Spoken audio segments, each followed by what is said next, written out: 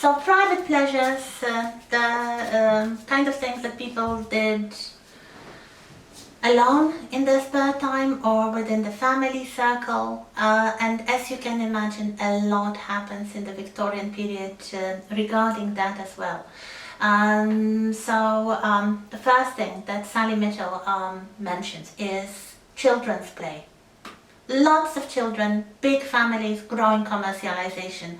The 19th century within rich families, and especially the second half and the Edwardian period, are sometimes seen as the golden age of childhood. Most of the toys were invented in the 19th century. We have a growing awareness of childhood as a special time. With special clothes and special books and special games and a lot of interaction. There was a lot of kind of imaginative play among those children. You have big families socializing together, so you might have on average, let's say 5 or 6 children in the family, but if the aunts and uncles and cousins visited, you would have swarms of children playing together, and this is very, very popular. This is something that many people who grew up in the late Victorian period in rich families, of course, remembered very fondly. So all kinds of, like you name it, fashion dolls, doll houses, the games of running and chasing and hiding and singing, and all kinds of make-believe games and soldier toys and rocking horses and even soft animals, although the traditional teddy bear is a later invention. So the baby dolls making a sound and little tea sets or kitchen sets, you name it, they've got it. If it does not include electronics, they've got it. Or some sort of early versions of like the soft toys. Board games, building blocks, not Lego of course, but other kind of wooden building blocks. This is something very, very, very popular. I asked you last week about the Christian toy that was allowed in some very religious homes on Sunday as the only toy for the children, and some of you tried to guess it. So now it's the good moment to reveal the answer. It was a Noah's Ark with some wooden animals. So a box in the shape of a boat with little figures made of wood of people from the Ark, Noah and his family, and of course the animals. This was something that was biblical enough, but still entertaining and not controversial. So it wasn't like anything involving Jesus or angels or other, let's say, more important characters from the Bible. Yeah, this is taken from Sally Mitchell, so I'm not making it up. Noah's Ark, this is the answer. Immense trade in commercial toys, mechanical toys, toys for boys, for girls. If you had the money and if your family wanted to spoil you, absolutely. This is the greatest time to be a child. Another thing which is extremely popular in the Victorian period is hobbies and crafts. These people enjoyed a lot of handiwork.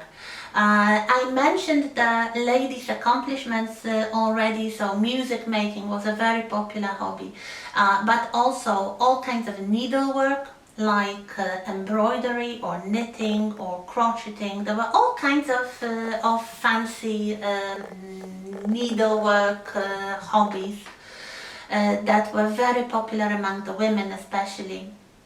The magazines, the printing industry, they provided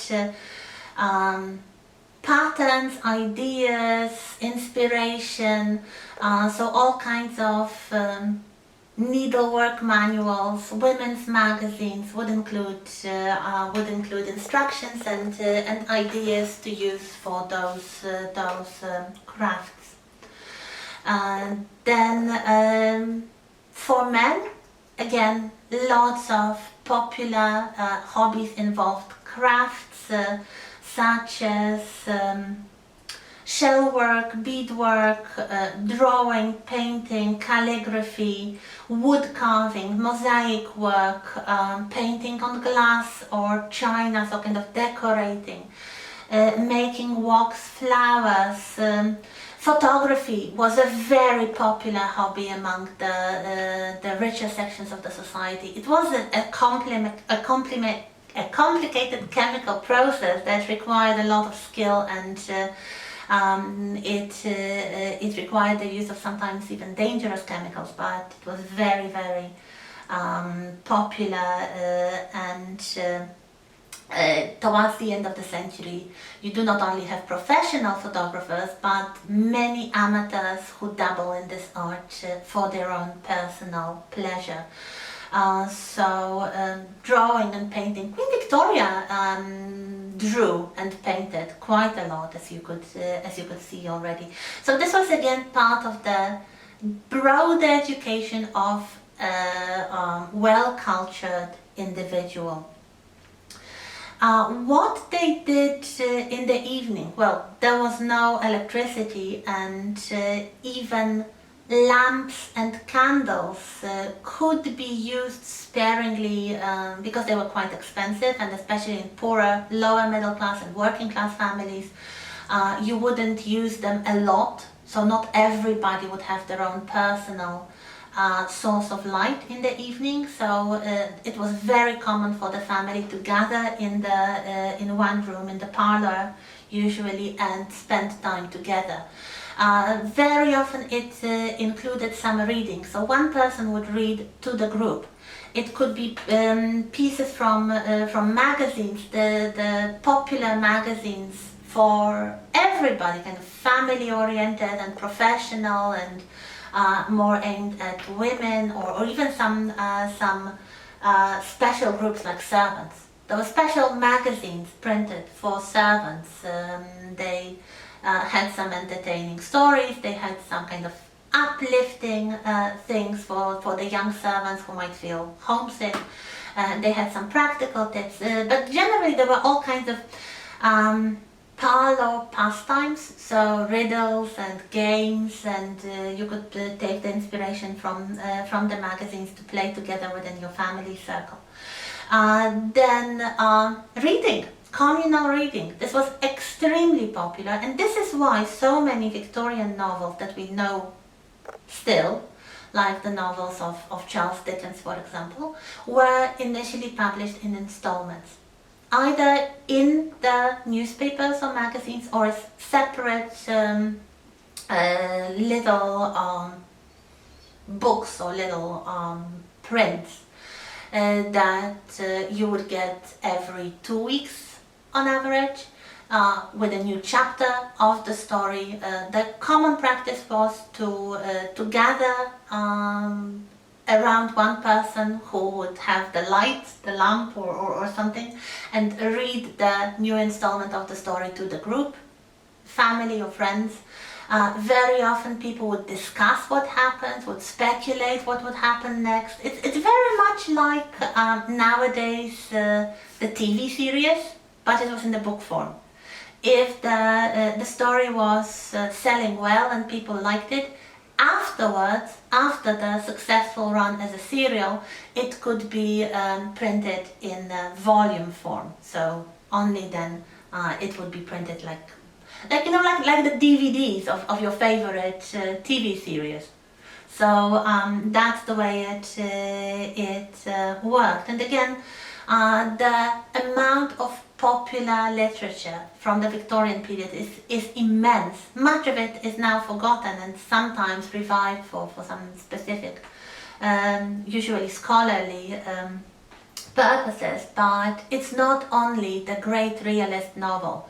You have lots of stories for young people, so it's kind of a young adult thing, for boys and girls. For boys, very often they would be kind of inspirational biographies of scientists or explorers or conquerors. Very often the colonial theme would be there.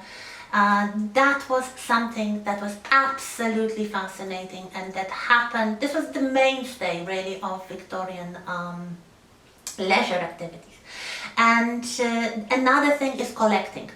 This was a Victorian passion, collecting anything and everything.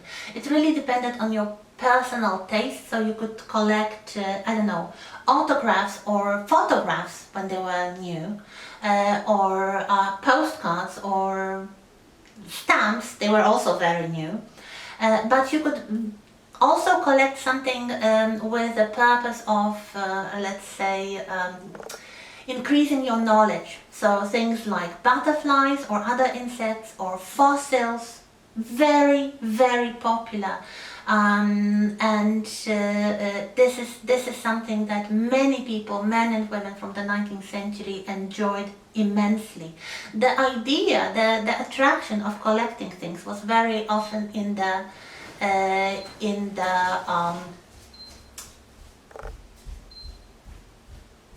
cataloging, in putting these things in little boxes and having like the organized collections. So this is something very, very popular. The last thing I'd like to mention is pets. Queen Victoria loved animals, especially dogs. She kept dogs and she always had favorite dogs among the many that she kept. And in the 19th century, many people from the middle class start to follow the fashion of keeping animals for companionship and pleasure in the cities. Before, keeping animals as companions was really a thing of the aristocracy, those who had estates, usually had working dogs or cats, but increasingly they might have some lap dogs. Especially the ladies might have a little pug dog or a little poodle or a little spaniel, as Victoria had when she was a young teenager. In the Victorian period, in the middle of the century and later, more and more people in the city start having pets.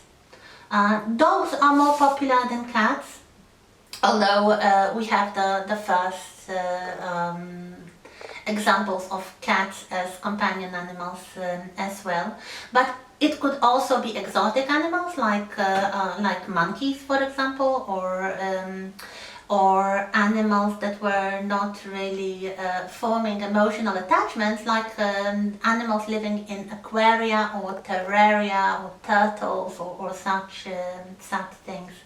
So exotic birds in cages were very fashionable. So something that would allow the city dwellers from the middle class some interaction with nature, even in the city. So as you can see, probably if you have finished listening so far, I hope you have like 10 different ideas for the final essay, if you didn't have them earlier. So we'll talk about it when we meet live, and that's it for this week. Thank you.